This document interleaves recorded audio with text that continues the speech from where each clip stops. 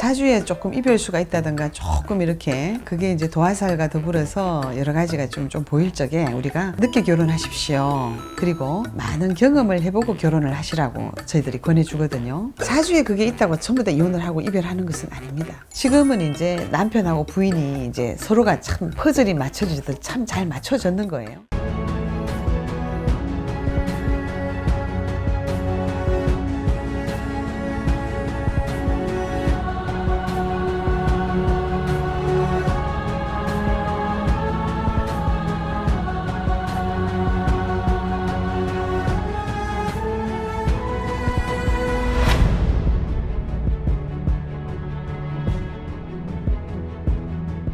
글문도사 세암영신당에게 상담을 받으시는 분들에게는 부적의 효험과 같은 가훈을 무료로 적어드리고 있습니다.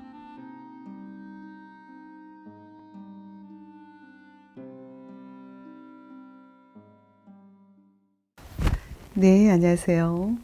글문도사 세암영신당입니다.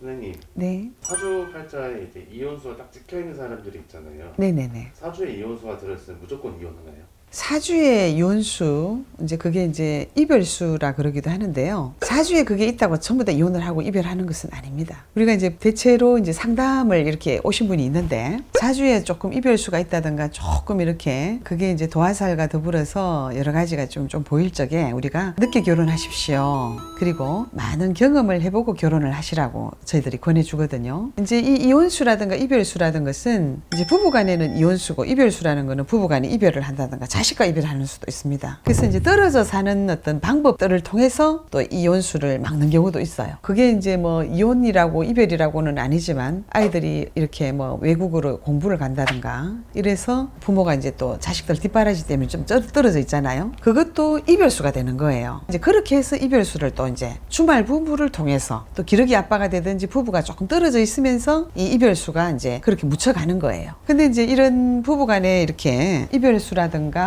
이혼수 이것을 굉장히 현명하게 이렇게 잘 넘기면은 다시 부부가 행복해질 수 있습니다. 우리가 인생이라는 것은 항상 고비가 있어요. 우리가 대용항의 바다를 보면 파도가 넘실넘실하잖아요. 어떨 때는 잔잔합니다. 그죠? 어떤 데 폭풍 칠 때는 한번 보세요. 산더미 같은 파도가 막 몰아치지 않습니까? 그죠? 우리 인생이 그렇다고 보시면 되거든요. 근데 이제 사주에 이런 이별수, 이혼수가 있는 사람들은 그 큰 파도가 다른 사람보다는 더 크게 오는 것이죠. 굉장히 좀 현명하게 해가지고 가시는 분이 또 저도 이제 이렇게 상담을 통해서 봤는데 상담을 와서 하시는 말씀이 옛날에 우리 할머니가 이렇게 육갑을 짚으시는 분인 거예요. 할머니가 야야 니 늦게 결혼하거라. 그러고 결혼하거들랑 네가 이별수가 있니라.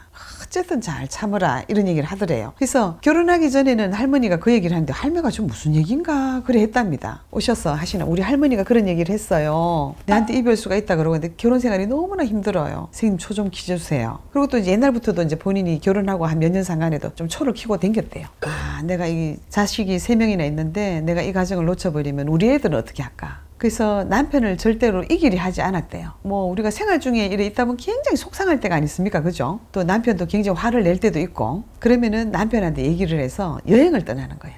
뭐 한 1박 2일이라도 잠깐 좀 떨어져 있다가 또 이제 너무 힘들 때는 저희들 같은 이런 신제자를 찾아와서 상담을 해서 가라앉히기도 하고 그분이 참 굉장히 참 현명하신 분이시던데 자신의 어떤 힘들어하는 어떤 그런 거 본인한테 있는 이별수, 이혼수 이런 것들을 정말 다른 사람의 어떤 도움도 받고 본인이 굉장히 노력을 하시는 거야. 자식들을 위해서 또 부부를 위해서 이 이별수를 막으려고 굉장히 노력을 하신다 이 말입니다. 지금은 이제 남편하고 부인이 이제 서로가 참 퍼즐이 맞춰지듯 참 잘 맞춰졌는 거예요. 그래서 사주에 이혼수가 있다 그래서 꼭 이혼을 하는 건 아니에요. 그것을 슬기롭게 지혜롭게 이렇게 고비를 잘 넘기시는 분들도 있습니다.